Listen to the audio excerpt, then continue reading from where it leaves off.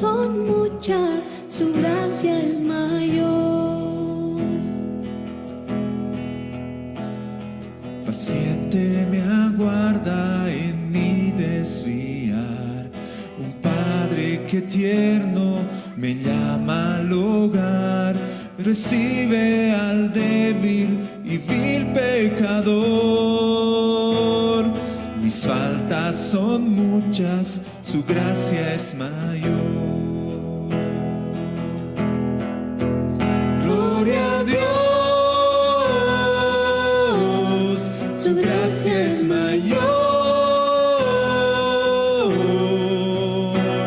Sus misericordias hoy nuevas son. Mis faltas son muchas, su gracia es mayor. Buenos días, hermanos. Mi persona honrada en poder compartir en esta ocasión la meditación que corresponde para hoy.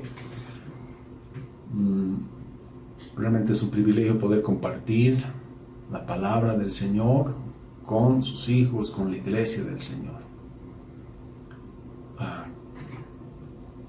En esta ocasión quisiera compartir la palabra que está en Lucas, en el capítulo 22, del 54 al 62. Y el contexto es cuando lo toman al Señor, prisionero, y lo están llevando para ser juzgado. Y en ese contexto, dice así Lucas 22, 54. Y prendiéndole, le llevaron y le condujeron a casa del sumo sacerdote, y Pedro lo seguía de lejos. Y habiendo ellos encendido fuego en medio del patio, se sentaron alrededor, y Pedro se sentó también entre ellos. Pero una criada, al verle sentado al fuego, se fijó en él y dijo: también éste estaba con él. Pero él lo negó, diciendo: mujer, no lo conozco. Un poco después, viéndolo otro, dijo: tú también eras de ellos. Y Pedro dijo: hombre, no lo soy. Como una hora después, otro afirmaba diciendo: verdaderamente también éste estaba con él, porque es Galileo. Y Pedro dijo: hombre, no sé lo que dices. Y enseguida, mientras él todavía hablaba, el gallo cantó. Versículo 61. Y entonces, vuelto el Señor, miró a Pedro, y Pedro se acordó de la palabra del Señor que le había dicho: antes que el gallo cante, me negarás 3 veces. Y Pedro, saliendo fuera, lloró amargamente. Señor Jesús, queremos entregarte este tiempo. Queremos exponer tu palabra y aquello que has puesto, Señor, en nuestro corazón. Y oramos, Señor, para que tu Espíritu Santo se mueva con libertad, exponiendo tu palabra en nuestros corazones, Señor, y alumbrándola, Señor. Queremos entregarte, Dios, para que tú hables, tú edifiques, Señor. Oramos en el precioso nombre de Jesús. Amén. Amén, hermanos. El título de esta meditación le ha llamado Una mirada de amor. El tema principal es el amor del Señor. Y como introducción podríamos decir que una mirada no dice nada y al mismo tiempo lo puede decir todo. Y esto es verdad. Recuerda la relación que tenías con tus papás o con tus abuelos o con tíos, tal vez cuando acudías con ellos, cuando algo había acontecido en tu vida y les contabas, les manifestabas tu preocupación o tu preocupación, digamos, de poder esperar de ti tal vez una palabra de aliento, un consuelo, tal vez un consejo. O recuerda ahora cuando, si eres papá, y cuando tus hijos vienen a ti, mirándote a los ojos, te cuentan sus problemas, aquello que aconteció en el colegio, en una reunión, y tal vez los ha incomodado de alguna manera, o ha pasado algo que los ha inquietado en su corazón, y te lo cuentan. Pero lo primero que se hace es un contacto visual, una mirada. Y antes de que manifestemos algo, ya nuestra mirada dice mucho, ¿no? Y ellos están atentos a aquello. Y es verdad que nuestros ojos dicen mucho antes de que hablemos. En este caso, llama la atención que solo en el Evangelio de Lucas registre este detalle sobre la mirada de Jesús a Pedro, después que éste lo negara 3 veces. Esta cápita le vamos a denominar una mirada de amor. Lucas 22, 61. Entonces, vuelto el Señor, miró a Pedro. Ese miró, que en griego es blepo, lo que hace es manifestarnos de un verbo que utilizado sugiere una mirada fija y resuelta. Es decir, el Señor no le importó la negación, porque Él ya lo sabía de antemano. Y en este punto permítame hacer una apreciación tal vez un tanto personal. Yo no creo que esa mirada haya sido como un reproche, un reclamo, una recriminación a Pedro por la negación, porque el Señor ya lo sabía. Creo que más por el contrario, era una mirada de amor. Una mirada de ratificación de aquello que antes ya había decidido el Señor, de llamarlo Pedro como su discípulo, como su apóstol. Una mirada que expresaba: pase lo que pase, aún te amo. Me has negado, pero te amo.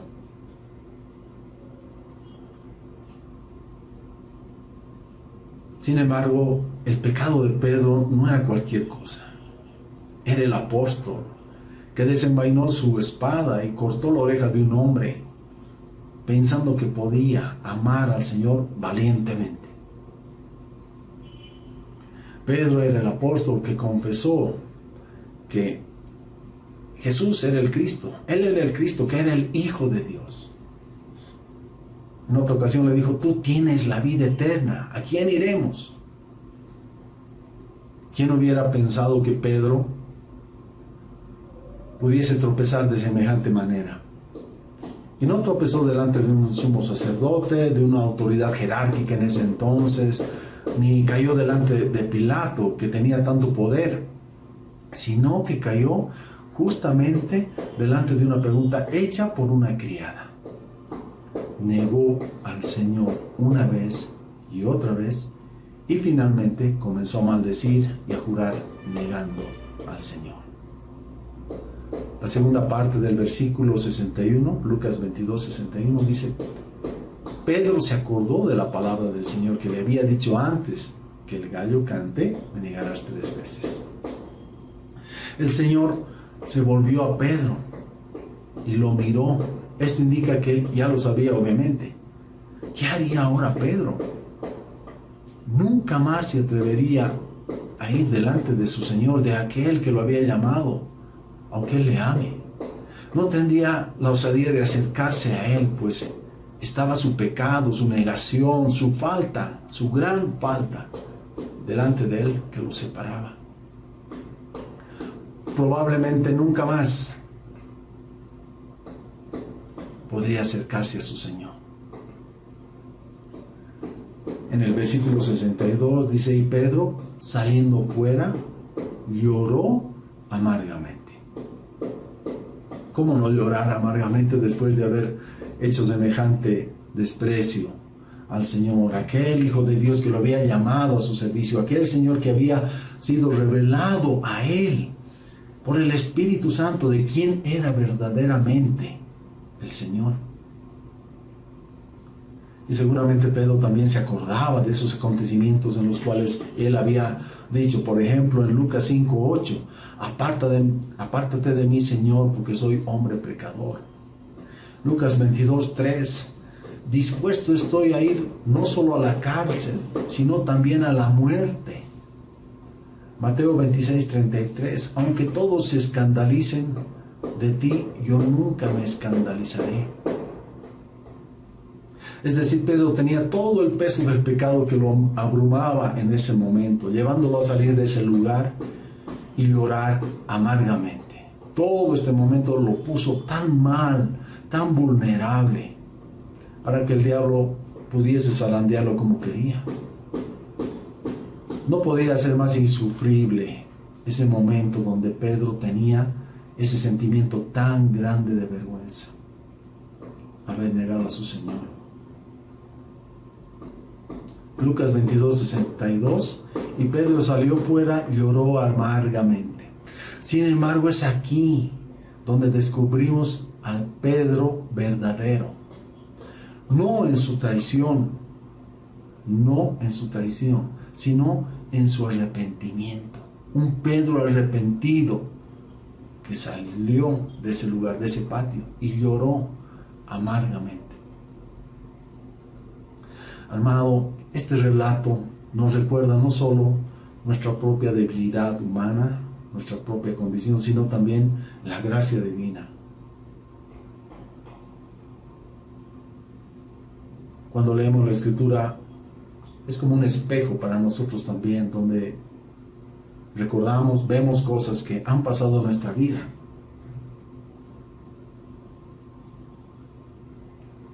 Es decir, tú te miras en este pasaje. ¿Has negado alguna vez al Señor? ¿Has sentido vergüenza? ¿Has llorado? ¿Te has arrepentido de haber negado al Señor? Con una acción, con un pensamiento, con un acto. ¿Te has dejado llevar por algo, negándolo al Señor?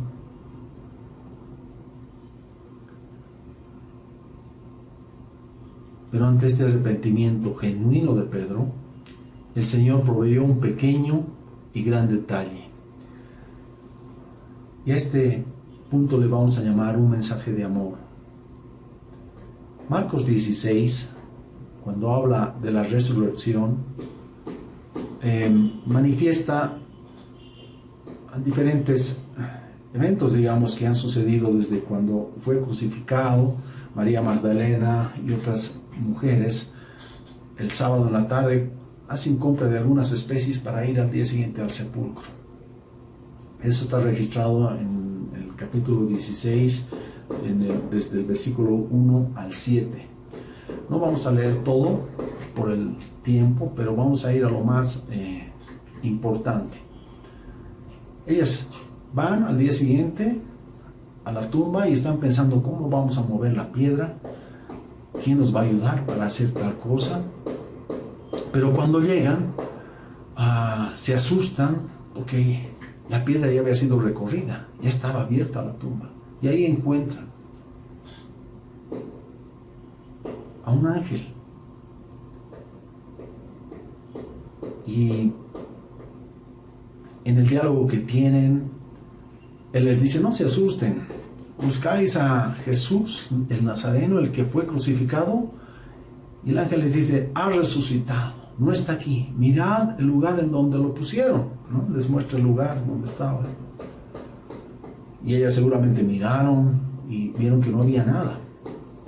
Pero el mensaje en este evangelio, también que es algo muy singular, solamente en Marcos 16 está registrado el mensaje que les hace el ángel a estas mujeres, y les dice en el versículo 7: pero id, decid a los discípulos, o a sus discípulos, y a Pedro, que él va delante de vosotros a Galilea. Allí le veréis como os dijo. Es decir, el Señor ya les había dicho que se iban a encontrar allá, pero ellos todavía no se habían movido.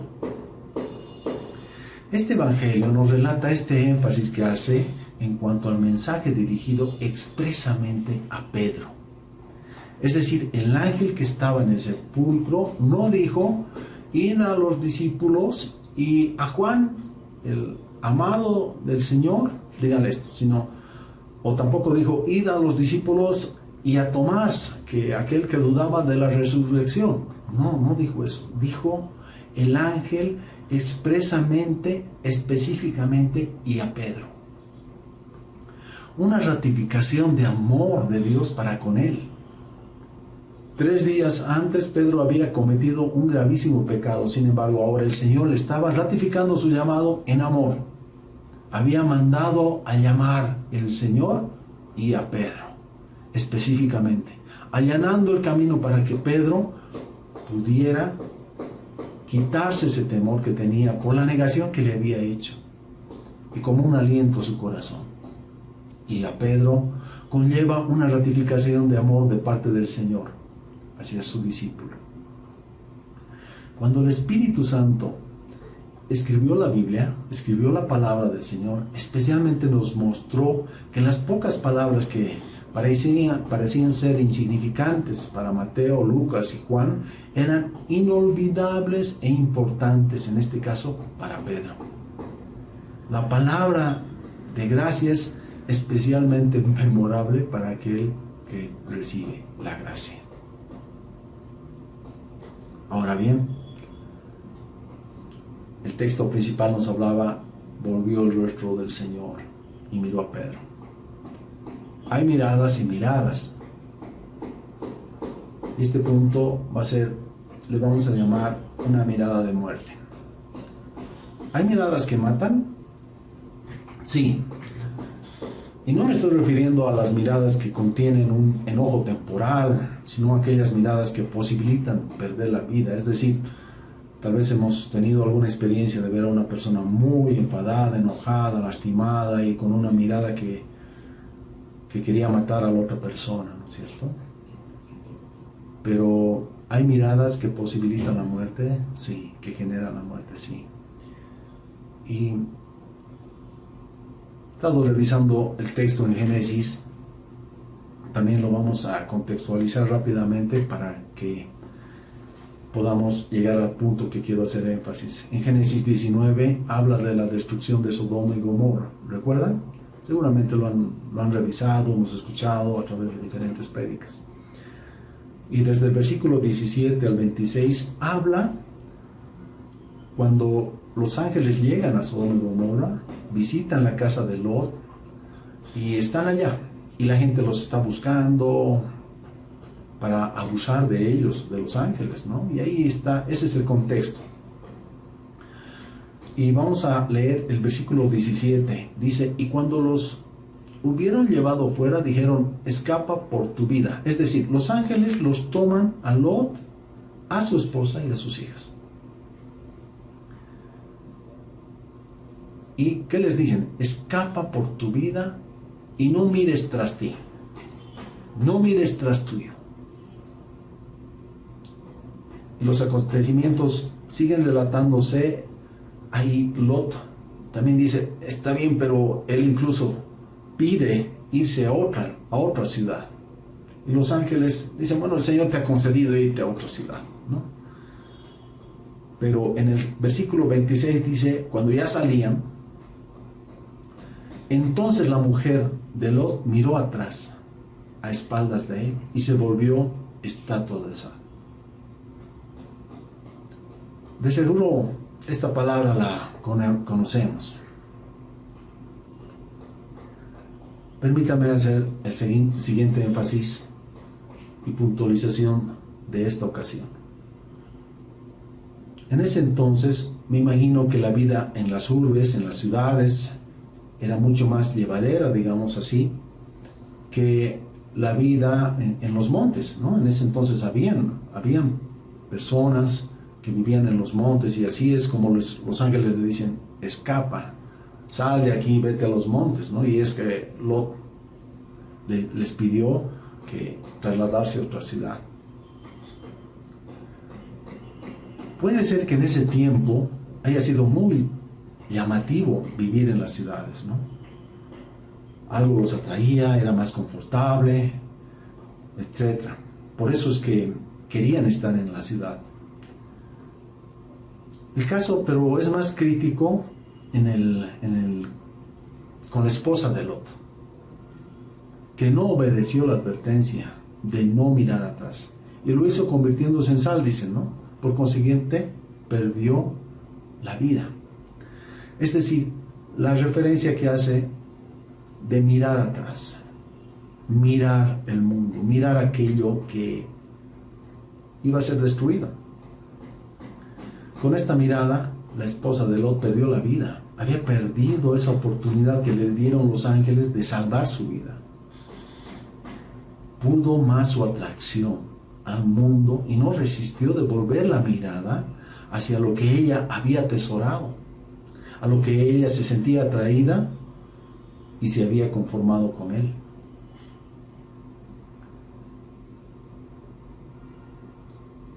La palabra nos enseña en 1 de Juan capítulo 2 versículos de 15 al 17 dice: no améis al mundo ni las cosas que están en el mundo. Si alguno ama al mundo, el amor del Padre no está en él.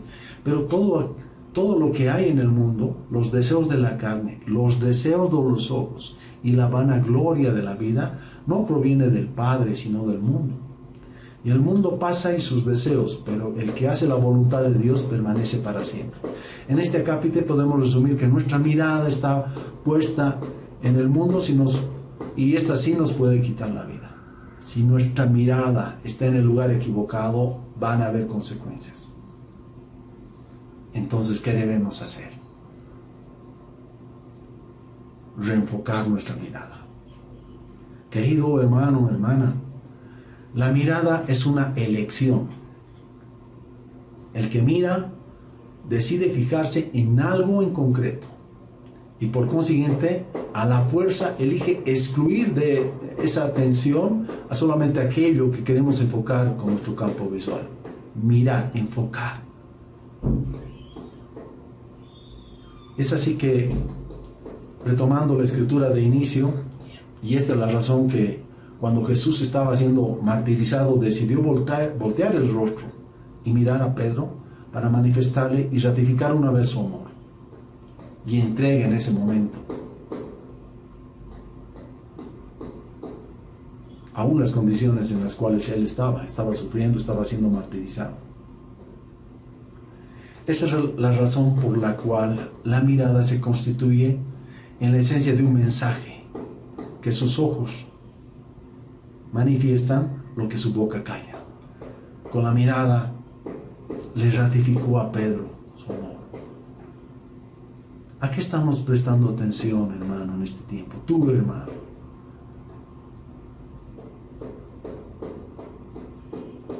¿En qué estamos haciendo priorización o énfasis de nuestra atención, de nuestra mirada? O tal vez no estabas interesado en nada y se presentó algo y eso ha llamado tu atención. Y ciertamente te puede estar distrayendo. ¿De qué estamos llenando nuestro ser con nuestra mirada? Revisando la palabra, encontramos en Hebreos 12, versículo 1 y 2 dice: por tanto, nosotros también, teniendo en derredor nuestra tan grande nube de testigos, despojémonos de todo peso y del pecado que nos asedia y corramos con paciencia la carrera que tenemos por delante. Versículo 2: puestos los ojos en Jesús, el autor y consumador de la fe, el cual por el gozo puesto delante de él sufrió la cruz, menospreciando el oprobio, y se sentó a la diestra del trono de Dios.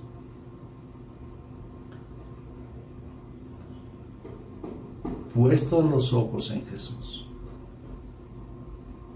No una mirada distraída, no una mirada perdida, sino una mirada decidida.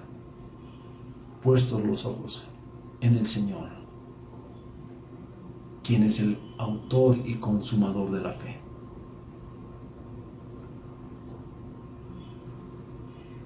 De la misma manera que la Escritura hace énfasis en la mirada de Jesús a Pedro, y después de la negación, los ángeles le dan el mensaje: y a Pedro, digan a sus discípulos, y a Pedro, que nos vamos a ver en tal lugar. De la misma manera el Señor habla a tu corazón, hermano. De la misma manera el Señor nos mira ahora con amor, habiendo derramado su sangre por cada uno de nosotros. Es un llamamiento de amor.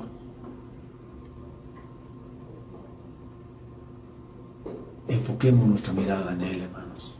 No dejes que tu mirada te lleve a algo perdido y que por consiguiente te cause la muerte, sino en aquello que edifica, en aquello que permanece. Al leer estas escrituras podemos ver la misericordia y la gracia del Señor. Somos bienaventurados.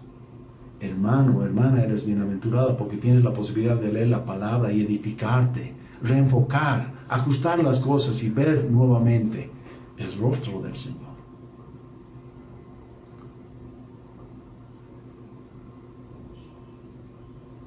Si hay cosas que cambiar, hermano, hazlas. Hoy es tiempo. Solamente el Espíritu Santo y el Señor conocen tu corazón. Las cosas que están ahí, las cosas que deben ser cambiadas, aquellas cosas que necesitan tal vez ser quitadas. Pero es tiempo, hermano. El Señor nos está hablando, nos está diciendo, te amo. Su mirada puesta en ti. Cruza la mirada con Él. Pon tus ojos en Él. Para que Él te siga hablando, te siga amando, para que te siga edificando.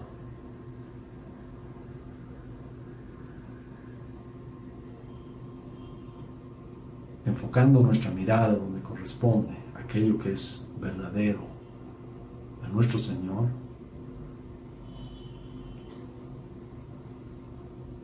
logramos tomar, asir, agarrar las cosas que a vida eterna permanece, aquello que nos transporta a esa herencia del Señor. Mira los ojos del Señor, busca al Señor, busca. Seamos diligentes en buscar el rostro del Señor, hermanos. Hoy es tiempo.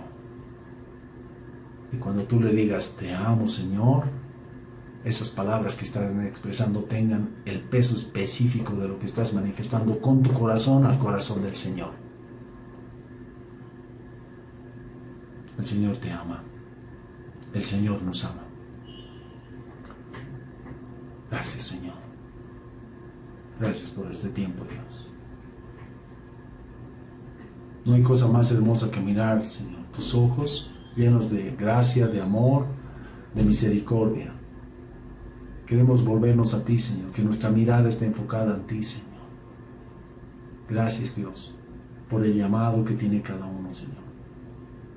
Por tus hijos, Señor. Gracias, Señor. En el nombre de Jesús. Amén. Gloria a Dios, su gracia es mayor, sus misericordias hoy nuevas son, mis faltas son muchas, su gracia es mayor. Qué grandes riquezas Él nos otorgó, su sangre fue el pago, su vida entregó, pagó esa deuda y la canceló. Sus faltas son muchas, su gracia es mayor. Gloria a Dios, su gracia es mayor.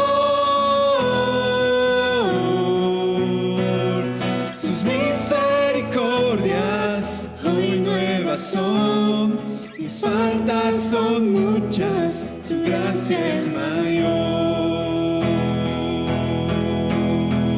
Gloria a Dios, su gracia es mayor. Sus misericordias hoy nuevas son, mis faltas son muchas, su gracia es mayor. Mis faltas son muchas, su gracia es mayor. Mis faltas son muchas, su gracia gracia es mayor.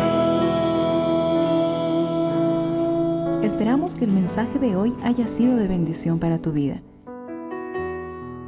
Si necesitas consejería o apoyo en oración, por favor no dudes en contactarte. Escríbenos a los siguientes números de WhatsApp. En la Ciudad del Alto, al número 719-05-791. 719-05-791. En la zona central, al número 732-11-354. 732-11-354. En la zona sur, al número 75 25 70 56. 75 25 70 56. Que Dios te bendiga.